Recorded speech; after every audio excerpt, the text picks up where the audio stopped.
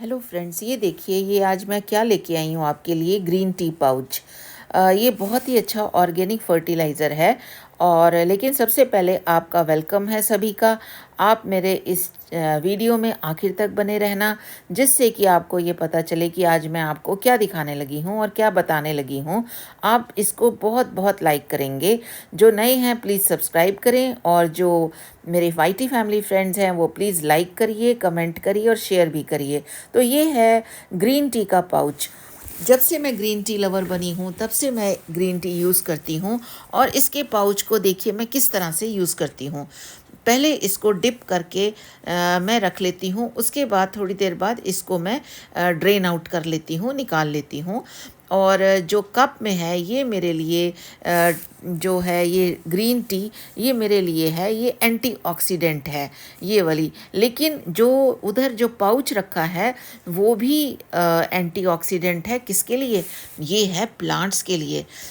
Plants के लिए green tea बहुत ही अच्छी फर्टिलाइज़र है, एक ऑर्गेनिक फर्टिलाइज़र है। जिस तरह से ग्रीन टी हमारे लिए एंटीऑक्सीडेंट होती है, उसी तरह से ये प्लांट्स के लिए भी ऑक्सीडेंट होती है, एंटीऑक्सीडेंट होती है। और ये सबसे अच्छा नाइट्रोजन का सोर्स है प्लांट्स के लिए। इसको पहले मैं धूप और हवा में सुखा लेती हूँ इन सभी पाउच को। फिर इसके पाउच में से जो सूखी हुई जो ग्रीन टी है वो मैं अलग करती हूँ। और जो ये ग्रीन टी है ये इम्यूनिटी स्ट्रॉन्ग करती है, जिससे कि इसकी ग्रोथ अच्छी होती है। किसकी? प्लांट्स की। और इम्यूनिटी स्ट्रॉन्ग किसकी करती है? सॉइल की। आजकल हम सॉइल की बातें बहुत कर रहे हैं, और सॉइल की जेनेटिक वैल्यू को अगर हमने इंक्रीज़ करना है तो सॉइल में हमें उसकी सॉइल की ग्रोथ को, सॉइल की बायोमास को और सॉइल की जो हमारे पास एनर्जी है उसको स्ट्रॉन्ग करना होगा। उसको स्ट्रॉन्ग करने के लिए सबसे अच्छा जो सोर्स हमारा है वो ग्रीन टी का है। और ये full of antioxidant and full of ये न्यूट्रिएंट्स हैं, और नाइट्रोजन इसमें कूट कूट के भरा हुआ है। और इसको फ्लावरिंग पौधों में और लीव्स के लिए बहुत ही ये यूज़फुल होती हैं। और फ्लावरिंग पौधे जो हमारे पास होते हैं, जैसे हिबिस्कस है, अपराजिता है, रोज़ हैं, अल्मांडा है, टिकोमा है, जो सारे फ्लावरिंग प्लांट्स हैं, उसके लिए ये ग्रीन टी का जो ये सूखा हुआ जो एक मेवा है जो ये प्लांट्स के लिए है, ये बहुत बहुत ही ऑर्गेनिक है। 15 दिन में इसको आप एक बार डाल सकते हैं। और क्योंकि आजकल सर्दियां हैं तो सर्दियों में इतना पानी हम नहीं यूज़ करते हैं। वैसे भी एक दिन बाद ही हम पौधों को पानी देते हैं, या जब देखते हैं कि जब पानी की पौधों की मिट्टी सूख गई है तभी हम वाटरिंग करते हैं प्लांट्स में। और विंटर्स में रूट्स की ताकत कम हो जाती है, और ऑक्सीजन को लेने की जो उनकी जो पावर है वो कम होती है। लेकिन जब हम ग्रीन टी का इस यूज़ करते हैं तो उस टाइम ये रूट्स को भी ताकत देती है। ग्रीन टी जो है ये मिट्टी में एसिडिटी को बढ़ाती है, और सभी फ्लावरिंग प्लांट्स को एसिडिक सॉइल पसंद होती है। इंडोर प्लांट्स को मंथ में एक बार, लेकिन आउटडोर प्लांट्स को हम ग्रीन टी का जो ये जो पाउडर फॉर्म जो बनाया है मैंने, इसको 2 बार दे सकते हैं। और ये एक तरह से हमारे पास ड्राई ऑर्गेनिक फर्टिलाइज़र तैयार हो गया है। क्योंकि विंटर्स में प्लांट्स को इतनी पानी की ज़रूरत नहीं होती है, इसलिए हम इस टाइम विंटर्स में ड्राई ऑर्गेनिक फर्टिलाइज़र के रूप में इसको तैयार करते हैं। अगर हम ड्राई ऑर्गेनिक फर्टिलाइज़र बनाना चाहते हैं तो इससे बढ़िया तरीका और कोई नहीं है। हाँ, गर्मियों में आप इसको गीला करके पानी में, या इसका पानी में घोल बना के कर सकते हैं। लेकिन विंटर्स में ऑलरेडी ज़्यादा पानी नहीं चाहिए होता प्लांट्स को, तो इसलिए मैं विंटर्स में ड्राई जो एंटीऑक्सीडेंट है या ऑर्गेनिक फर्टिलाइज़र है, ये मैं तैयार करती हूँ। और जब ये डालना चाहिए तो उस टाइम पॉट्स में पानी नहीं होना चाहिए। इसको अच्छी तरह देखिए, मैं कितनी अच्छी तरह हाथों से बिल्कुल चूरा चूरा कर रही हूँ। और अगर इसमें कोई मोटा प्रोडक्ट कोई आता है, कोई थिक प्रोडक्ट आता है, तो उसको आप निकाल सकते हैं। वैसे इसमें नहीं आता, लेकिन कई बार इसमें जो इसका पेपर होता है उसके साथ भी ये चिपक जाती है, क्योंकि सुखाने के टाइम इसको मैं खोलती नहीं हूँ। ये ऑलरेडी बंद में ही सुखानी चाहिए, क्योंकि अगर उसी टाइम खोल के कर दिया तो फिर ये जिस पे भी सुखाओगे तो ये उस पे चिपक जाएगी।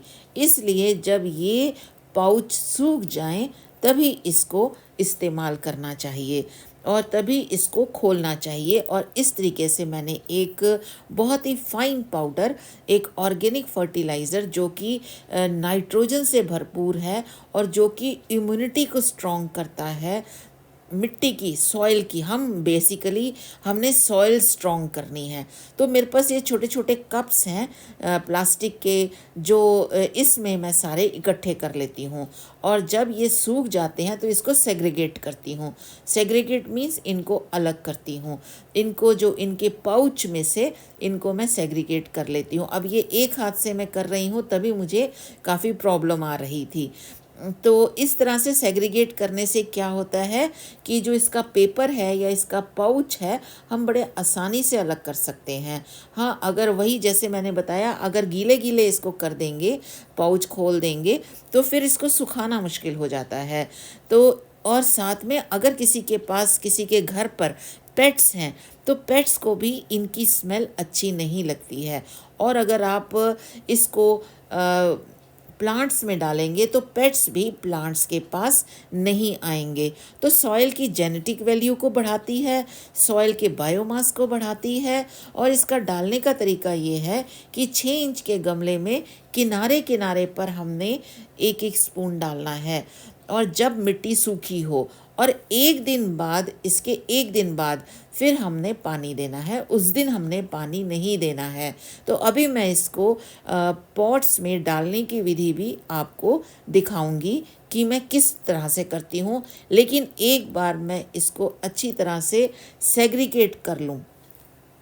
सेग्रीगेट करने का भी एक ये तरीका होता है कि इसमें, क्योंकि धागे और इसके जो बैनर होता है, इसमें क्या क्या चीज़ें होती हैं, कुछ तुलसी के होते हैं, कुछ लेमन का होता है, तो अलग अलग तरह की ग्रीन टी होती है हमारे पास। तो ये ग्रीन टी के जो सारे ये मैंने अलग कर लिए। अब देखिए, इसको चाकू तो बिल्कुल नहीं इस्तेमाल करना। कई लोग प्लांट्स में, पॉट्स में चाकू इस्तेमाल करते हैं, तो उससे मुझे बहुत डर लगता है। प्रॉपर खुरपी होनी चाहिए, क्योंकि उसके जो वो नुकीली नहीं होती है।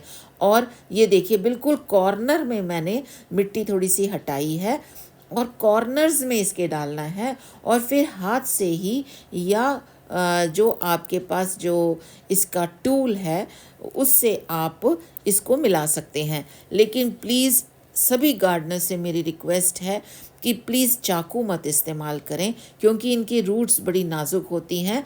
और यहाँ पर अगर किसी के पॉट में कोई केंचुआ होता है तो उसके लिए भी ये बड़ी ख़तरनाक होती है। और ये केंचुए के लिए भोजन का भी काम करती है। आपको पता है, ये अर्थवॉर्म को फर्टाइल बनाते हैं ना केंचुए। अगर केंचुए होते हैं, क्योंकि केंचुए सभी जगह होते हैं, सभी मिट्टी में होते हैं, चाहे पॉट है चाहे ग्राउंड है, तो केंचुओं के लिए ये बहुत ही एक खाने का काम करती है। ये उनका फूड बन जाती है और सॉइल को और फर्टाइल बना देते हैं। तो गुड़ाई इसकी अच्छी तरह से करनी चाहिए, बिल्कुल कॉर्नर से। इसका टूल ले लें, प्लीज़ चाकू इस्तेमाल कभी ना करें प्लांट में। Please don't use knife. मैंने भी ये अलग से इसका किट लिया हुआ है, तो अपनी पॉकेट मनी जमा कीजिए, जैसे भी कीजिए, लेकिन please knife, don't use knife in the plants. और ये देखिए, मैंने हर प्लांट में, हर पॉट में कॉर्नर में किया है। और ये बहुत ज़रूरी है कि कॉर्नर्स में करें। और पानी अभी नहीं डालना है, एक दिन बाद आपने पानी डालना है इसमें। और वो भी हल्का सा, बहुत ज़्यादा इसको भर नहीं देना कि उसका सारा फर्टिलाइज़र जो हम पॉट में डाल रहे हैं वो उछल के बाहर आ जाए। बिल्कुल हल्का हल्का पानी डालना है जब तक कि मिट्टी इसको, जब तक कि हमारी सॉइल इस ऑर्गेनिक फर्टिलाइज़र को एब्जॉर्ब नहीं कर लेती। तो ये हमारी फ्री एक ऑर्गेनिक फर्टिलाइज़र है जो हमारे प्लांट्स के लिए बहुत अच्छी है। तो अगर आपको ये मेरा वीडियो पसंद आए तो प्लीज़ इसको लाइक कीजिए, सब्सक्राइब भी कीजिए, शेयर कीजिए, कमेंट कीजिए और मेरे साथ मेरे हर वीडियो में बने रहिए। मैं भी सबको फुल सपोर्ट करती हूँ और आप भी मुझे सपोर्ट कीजिए मेरे वीडियोस में और मेरे शॉर्ट्स में भी, और मुझे बहुत अच्छा लगेगा। और थैंक यू आप सबका कि आप अंत तक मेरे साथ रहे हैं। और ये देखिए मैंने बहुत तरीके से बड़े आराम से इस सब में आसपास बिल्कुल कॉर्नर में रूट्स को नहीं छेड़ना है। तो बहुत बहुत थैंक यू आपका। और हर फ्लावरिंग प्लांट को इसकी ज़रूरत है। आपके पास अगर सिंपल चाय भी है तो उसको भी आप यूज़ कर सकते हैं। Thank you.